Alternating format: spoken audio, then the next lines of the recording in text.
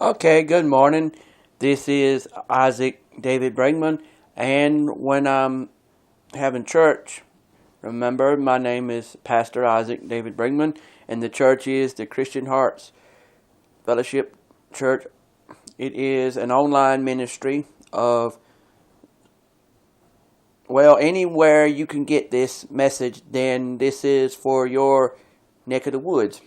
But anyhow, I told y'all at one time I was going to do a virtual newspaper column, which was basically like saying if I'm going to start branching out more, and I'm going to do like a virtual newspaper where when I speak into the video, then the video will be a newspaper. So, like, say if you wanted an ad put on the paper, then you would tell me about it, and I would put your ad out there, but I would put it in a newspaper style, but like a virtual newspaper. Like if you said you wanted your dog walked every day,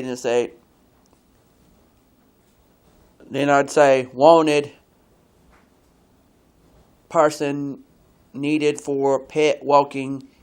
If you're willing to walk a pet, and I would tell the times that you wanted the pet walked and the days and all that. And then if you're willing to do that, then I would say call such and such. But I would speak the way you would speak if you was reading an ad in a newspaper. So I'd be like doing a virtual newspaper.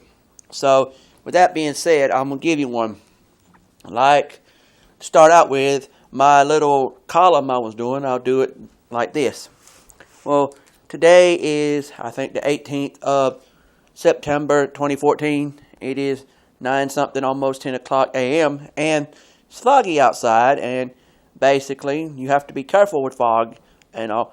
But I've noticed that there'll be times in history. This subject's about basically not knowing something until after it happened. You ever notice people dying, and you know the people that died, and you won't know they're dead until after they done gone to the great beyond? And you're like, why did God take these people and not make it possible for you to know they're dead? Well, it's probably because the people that died, they wanted you to know they're dead, but the people that they appointed to do that job just neglected that job somehow. They let that go to the wayside, and you're like, why? Because they don't care. I had a brother-in-law a long time ago to die, and I was close to him, and I know people had to wonder why I didn't go to his funeral. Well, it's because my dad didn't tell me he died. Nobody told me he died, and then I find out later I'm buried. I'm like, that's real cute, real smart. Tell somebody, don't tell nobody until when? After it's over with? That's real ridiculous. Why do you want to live a world like that? I don't, and I'm upset that people would even think about it. But, it just drives me mad to know people don't care enough about people to do something like that. Excuse me for coughing, but anyhow, I'm just saying, it's real messed up to think that people care about you just enough to say hey to you in public, but not enough to tell you when someone you know died. Well, there it goes. As they say, them's the breaks. You have to understand some people don't care anymore. Like our president. Yeah, I harp on the president, but it's not because he is what he is when he looks in the mirror. It's not that. It's just about the fact that he was too relaxed on our stands with the ISIS issue or ISIL or whatever you want to call them. But I thought to myself, if the president is going to get so relaxed on this issue that he won't actually look at us in the eyeballs and tell us, I don't care about it, then why should we care, about what he wants, when knowing what he wants doesn't even match what he should be wanting about the ISIS issue or ISIL or whatever. And I'm telling you, it's bad when you have to have a threat on your life, Mr. President, or your family's life, before you stand up and say, oh, no, I'll do something. You know what? You're supposed to realize that when America and the rest of the world has got threats on their life, don't you think you want to stand up and say, oh, I need to do something about this before we all end up dead. But because there isn't a group of people all around the world that say that they have to do something about the issue. So they put their so many cents in that they're allowed to put in, and then they start the ball rolling. Okay, the next country has to do the same thing until all countries do it. It will not be everybody in all countries, just the ones that are appointed to do this. Somebody within each country is appointed to do something about an issue, and then the next country has to do what they got to do, and it keeps going until all countries have their appointed people doing what they're supposed to.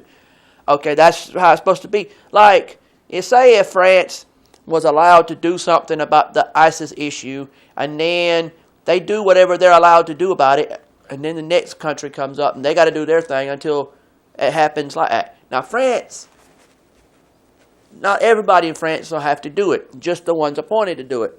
Same with Greece, same with China, and it goes on and on. Well, that is the story. But problem is, it might be the UN that's appointed to do it. It might be, I don't know who.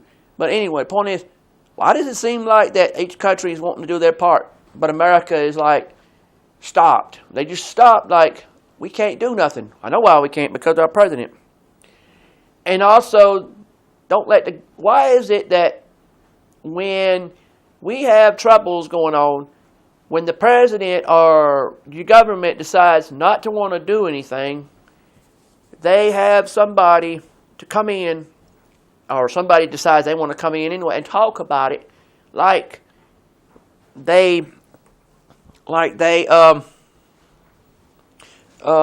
see, how does it go?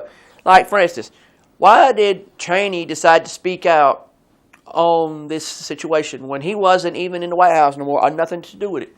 Same with Hillary Clinton earlier when something happened that I can't remember what it was. She spoke out about something.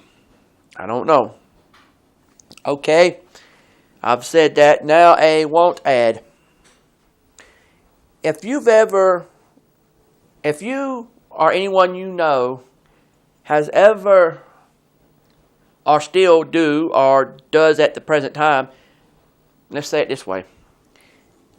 If you or someone you know, if you do play an instrument now, or you have played an instrument, or if it's both, you used to play and you still do, then would you call 912-592-6131? That is the phone number to not only a church, but to a pastor. And the church is Heritage Baptist Church. It's located in Broxton, Georgia. The address is 107 and 109 Oakmuggy Street, Broxton, Georgia, 31519. If you go to the red light in the middle of Broxton, Georgia, turn right like you're going to Hazelhurst, Georgia, and then when you get near the end of the little brick buildings, you'll notice on the left side it'll say Heritage Baptist Church.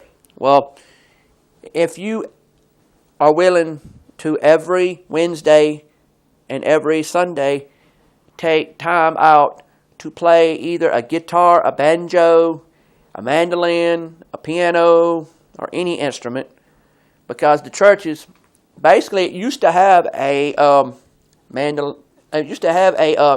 banjo player. They play, it's gospel music, I'm saying. So before you start trying to get into, hey, I want to be part of your music, realize this is a church that if you are going to that church and you can sing and want to sing, then if the church knows it, they will let you go up and sing in front of them. That kind of church. It's a storefront church, a little country storefront church. And when you call that number, ask for Pastor Don T. Lott, because that is his cell phone number, but it's also the church's business number too. So when you call, ask him if it's possible for you to not only go play music at the church, but possibly play every Wednesday and every Sunday.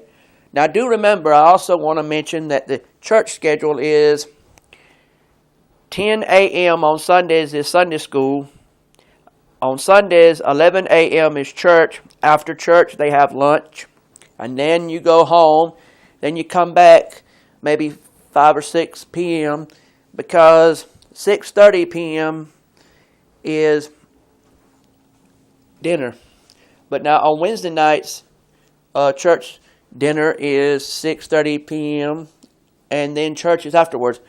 But these positions that I'm talking about you filling out would be basically if you're into bluegrass gospel and you can play bluegrass gospel, then they're looking for bluegrass gospel performers.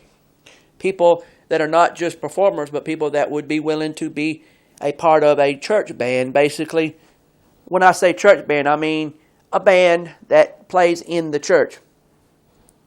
And also would be willing to play in nursing homes, care facilities, because the church takes 3 Sundays out of the year and will go to 3 care facilities, 2 nursing homes and 1 retirement home, and will play for them. So be willing to play not only in the church but also in the care facilities. If this looks like something you'd be willing to do, then call that number I gave and ask for Don T. Lott and see if he would let you possibly not only be a member of the church but also be able to be a part of the singing ministry. I hope that we see you there. Okay, that's an ad for that. Now, another ad is if you call 912-592-6165, if you live anywhere near Hazelhurst, Georgia, and you want someone to mow your grass or wash your cars, then call that number and ask for Isaac David Bregman. And if you don't get anybody there, then email Isaac Bregman at gmail.com. Isaac Bregman is ISAAC BRIGMOND. And when you do, I should get back to you as soon as possible. Also, if you want to, you can leave comments on this stuff, or you can actually take and email me and let me know, what you'd like me to talk about on this virtual newspaper, because this is the basically the, you can call it whatever name you want to call it, but I guess we call it the Bregman pages. So basically, if you subscribe